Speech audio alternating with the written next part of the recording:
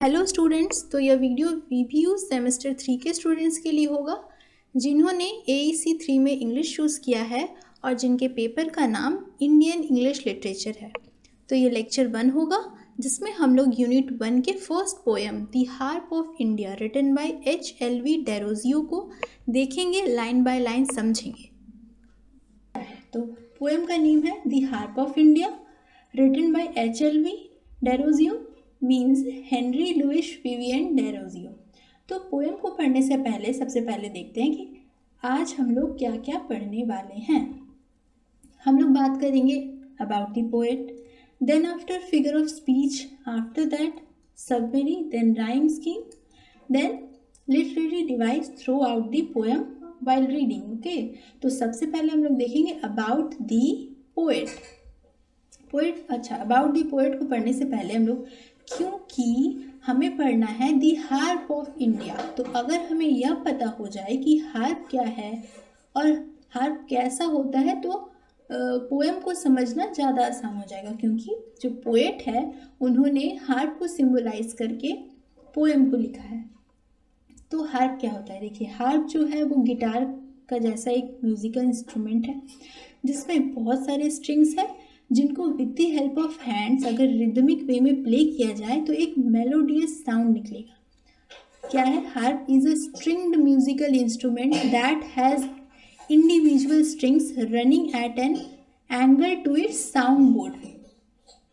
It is most common form Its most common form is triangular in shape and made of a wood. So this is what? This is harp. तो अब बढ़ते हैं about the poem. Poet. About the poet में हम लोग देखेंगे, poet के बारे में थोड़ा सा जानेंगे कि Henry Louis Vivian Derozio was born in 1809 and passed away in 1831. Was a prominent figure in the socio-cultural and literary landscape of early 19th century of India.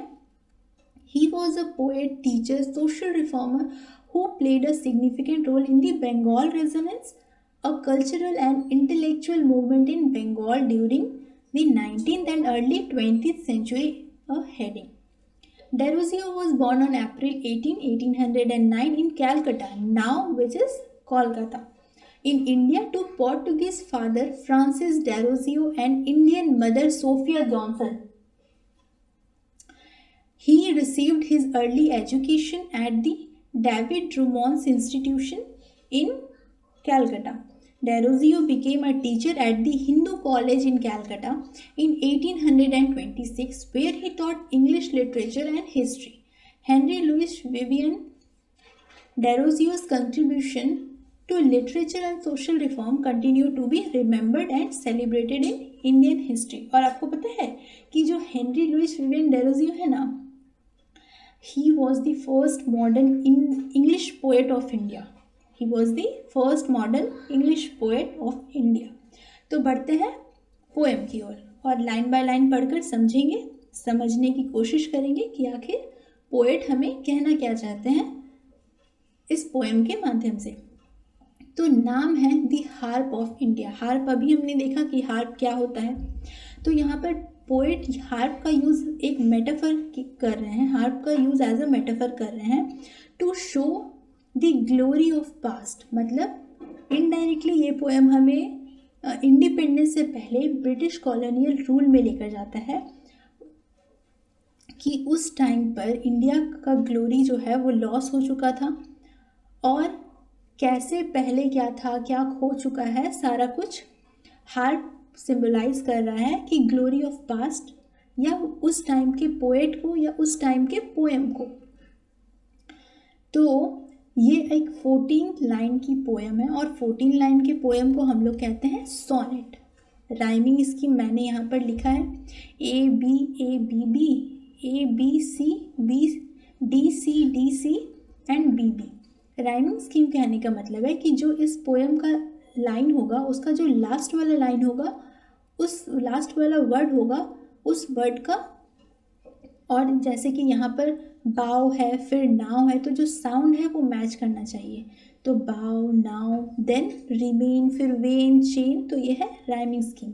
इसका राइमिंग स्कीम थोड़ा सा अलग है बाकी सारे पोएम से।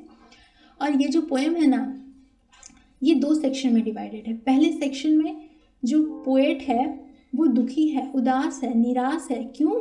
क्योंकि जो ग्लोरी ऑफ इंडिया था, जो ब्रिटिश रूल में उस पीरियड में जैसा सिचुएशन है उससे पहले को याद कर रहे हैं कि उस टाइम पर ऐसा था और अभी खो चुका है।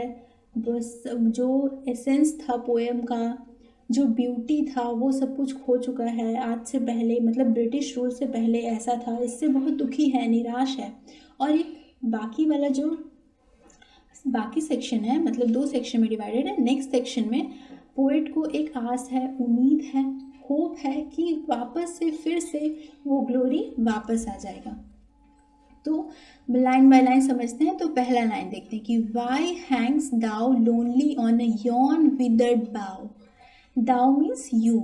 यहाँ यू कहने का मतलब ये हार्प को कह रहे हैं कि why hangs thou lonely on a yon withered bough. Withered का मतलब होता है ड्राइड एंड डेड, मुरझाया हुआ। बाउ का मतलब होता है ब्रांच ऑफ अ ट्री। तो हार्प को वो कह रहे हैं कि क्यों तुम लटके हुए हो अकेले इस मुरझाई हुई डाली पर, पेड़ की डाली पर क्यों लटके हुए हो। सेकंड में कह रहे हैं अनस्ट्रंग फॉर एवर। फॉर एवर का मतलब हमेशा के लिए, अनस्ट्रंग हो चुका है, मतलब कि वो जो उसके जो स्ट्रिंग्स थे वो अनस्ट्रंग हो चुका है, टूट चुका है हमेशा के लिए। मस्ट दाउ देयर रिमेन, हमेशा टूट चुका है, हमेशा के लिए टूट चुका है, अब उसे वैसे ही रहना है, तो क्यों लटके हुए हो अकेले। दाई म्यूजिक वंस वॉज स्वीट, और उसका जो म्यूज़िक है, उस हार्प का जो म्यूज़िक है, यहाँ पर पोएट ये कहना चाह रहे हैं कि उस पोएम का जो स्वीटनेस था, जैसे कि यहाँ पर हार्प का म्यूज़िक सिम्बलाइज कर रहे हैं कि the harp one thy music once was sweet, जिसका म्यूज़िक एक टाइम पर बहुत स्वीट था।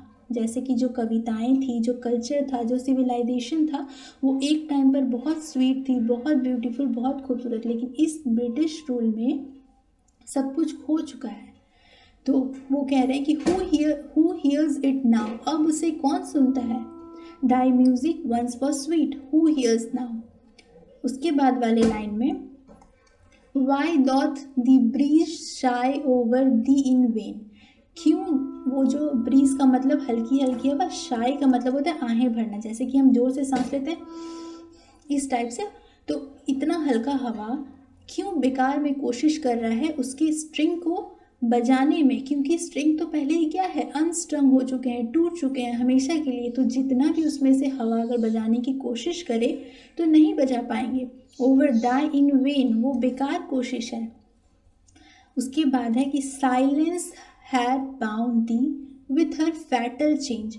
साइलेंस ने, चुप्पी ने जकड़ रखा है अपने फैटल चेन में। फैटल मतलब घातक, जानलेवा चेन में उसे जकड़ रखा है। वो बज नहीं सकता, अब मेलोडियस साउंड अब उससे नहीं निकल सकता। वो क्या है, अब वो नेग्लेक्टेड, म्यूट, डेजोलेट आर्ट दाओ। अब वो नेग्लेक्टेड है, म्यूट है, डेजोलेट है मतलब उपेक्षित है, निराश है। और यहाँ पर art means are and thou means you. Like कैसे नेग्लेक्टेड है, कैसे म्यूट है, डेजोलेट है। Like ruin monuments on a desert plain, जैसे किसी रेगिस्तान में एक पुराना खंडर जो कि बहुत समय के साथ क्या हो चुका है, पुराना हो चुका है, बर्बाद हो चुका है। खंडर जो अब अट्रैक्टिव नहीं है वैसा हो चुका है, कि एक डेजर्ट प्लेन में एक पुराना बर्बाद हुआ खंडर टूटा फूटा सा हो चुका है।